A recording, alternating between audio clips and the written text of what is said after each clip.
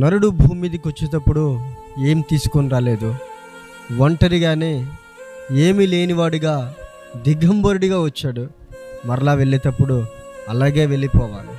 ఈ లోకంలో మనం ఏమి సంపాదించినా, ధనము సంపాదించినా, ఆస్తులు సమకూర్చుకున్నా, బంగారం కొనుక్కున్నా, కొన్ని మేడలు కట్టించుకున్నా, కార్లు కొనుక్కున్నా, ఏదో ఒక దినమున అవన్నీ విడిచిపెట్టి వెళ్ళిపోవాల్సిందే.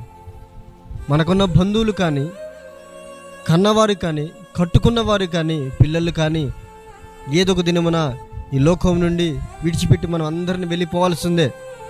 అయితే నువ్వు నేను ఈ భూమి మీదకి ఎలాగొచ్చామో మర్ర వెళ్ళేటప్పుడు కూడా అలాగనే వెళతాం. ఏం తీసుకొని పోం మనం. బైబిల్ ఒక మాట ఉంటుంది, సామెతలు 27:1 ఒక మాట ఉంటుంది, రేపటి దినమును గురించి అతిశయపడకము, ఏ దినమును ఏమి సంభవించినో ఎవ్వరికి తెలియదు. తమ్ముడా, ఈ వాక్యం ఏంటని పిల్లలు గమనించండి ఒకసారి.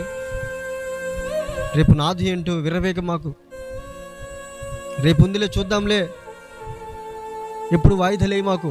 ఈ లోకంలోని తుచ్చమైన వాటి కోసం జీవితాన్ని పాడు చేసుకుంటున్నావా? క్షణం ఉండే సంతోషం కోసం జీవితాన్ని నాశనం చేసుకుంటున్నావా? ఈరోజైనా యేసే నమ్ముకొని మారు మనసు పొంది రక్షణ పొంది బాప్తిసం పొందుకో. నీ జీవితాన్ని యేసే చేతిలో పెట్టు. నీ జీవితమైనా నా జీవితమైనా ఆశీర్వాదకరంగా మారుతుంది. ఏ రోజు మనం మరణించినా తప్పక పరలోకం వెళ్ళిపోతాం నిరీక్షణ మనకు ఉంటుంది. ఎంతకాలం తమ్ముడు వాయిదాలేస్తావు? ఈరోజు నమ్ముకో, యేసే నమ్ము, సొంత రక్షణ అంగీకరించు.